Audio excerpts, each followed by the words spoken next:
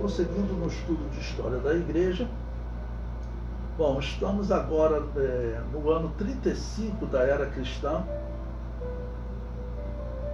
O apóstolo Paulo se converteu, não, passou 3 anos na Arábia, e mais ou menos nesse período também está ocorrendo então um início de evangelização aos gentios. Não? No início da igreja, esse vai ser um tema que vai predominar entre os apóstolos, de uma divergência que parece que demora a ser resolvida. Tá bom? O comentário prossegue. O livro de Atos descreve um momento de grande crescimento da igreja. Assim, pois, as igrejas em toda a Judéia, Galiléia e Samaria tinham paz e eram edificadas, e se multiplicavam andando no temor do Senhor e na consolação do Espírito Santo. Ou seja, o fim da perseguição de Saulo de Tarso fez com que as igrejas tivessem paz, ou seja, ninguém teve coragem de assumir aquele tipo de ação violenta contra outros judeus. Então, Saulo de Tarso realmente era um extremista, muito ruim nisso. O comentário prossegue. Esse crescimento vai gerar perseguição primeiro dos judeus e depois dos pagãos.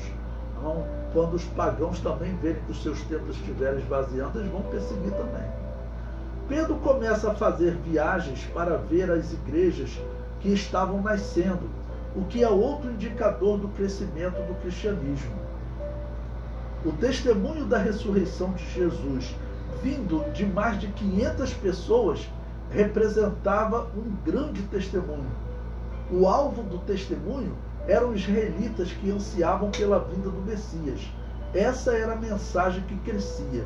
Jesus Cristo ressuscitou e é o Messias prometido. Né?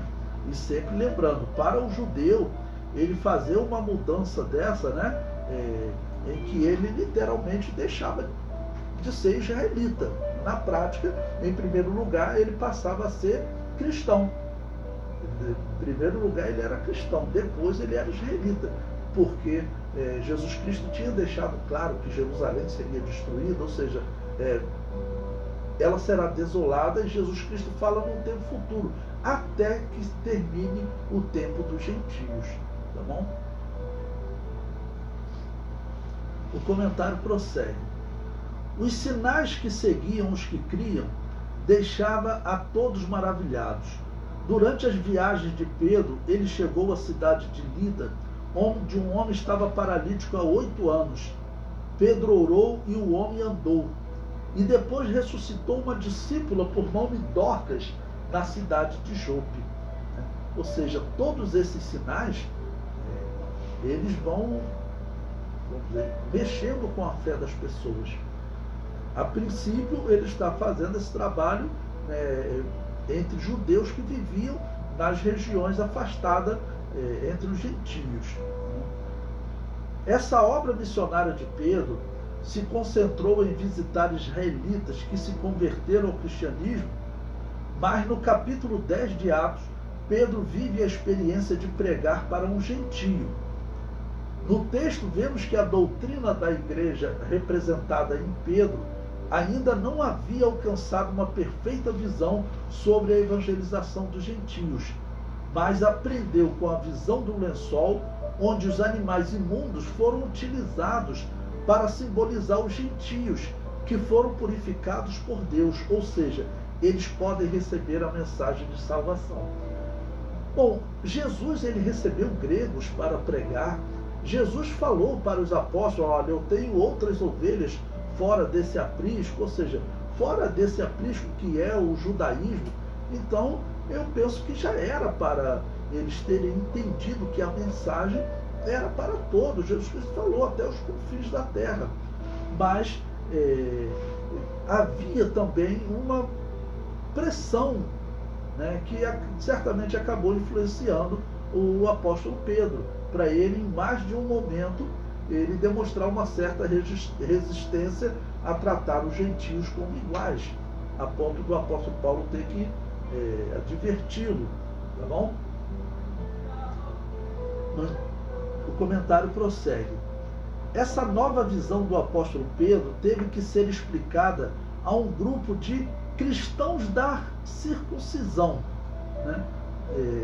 O que é isso? Eu até destaquei aí para vocês. Vocês vejam, nós estamos aqui provavelmente no ano 35, há 6 anos, né, que o Evangelho tinha nascido, e já tinha um grupo dentro dos cristãos, talvez até porque terminou a perseguição, já começaram os problemas. Tinha um grupo, né, que eles desejavam que o cristianismo se mantivesse ligado ao judaísmo. É isso que eu comento com vocês aí à frente. Eram cristãos que desejavam manter alguns ritos judaicos, ou seja, fazer uma mesclagem entre o cristianismo e o judaísmo. Essa opção era perigosa, pois Israel havia sido cortado da oliveira, né? Ou seja, você está ligado a Israel, estaria ligado a um corpo morto, né? Mas tinham essas pessoas. Veja que o apóstolo Pedro teve que se explicar a eles. E, no caso, essas pessoas, muito provavelmente, eram fariseus, pessoas que tinham um conhecimento, talvez, das Escrituras maior que o apóstolo Pedro. Então, o apóstolo Pedro, vamos dizer, ele e João, como apóstolo, eles seriam as maiores autoridades, mas estão recebendo cobrança de alguns cristãos da circuncisão, que eu entendo ser o seguinte: algumas pessoas que antes de serem cristãos, eles tinham um conhecimento muito maior do que Pedro, era uma autoridade, e agora entraram para a igreja cristã e querem exercer uma certa autoridade sobre o apóstolo Pedro. Se fosse com o apóstolo Paulo, o enfrentamento seria diferente, né? O comentário prossegue. Até esse momento, a pregação do Evangelho ainda era centralizada entre os judeus. Em Atos 11:19 diz: e os que foram dispersos pela perseguição que sucedeu por causa de Estevão, caminharam até a Fenícia, Chipre e Antioquia, não anunciando a ninguém a palavra, senão somente aos judeus.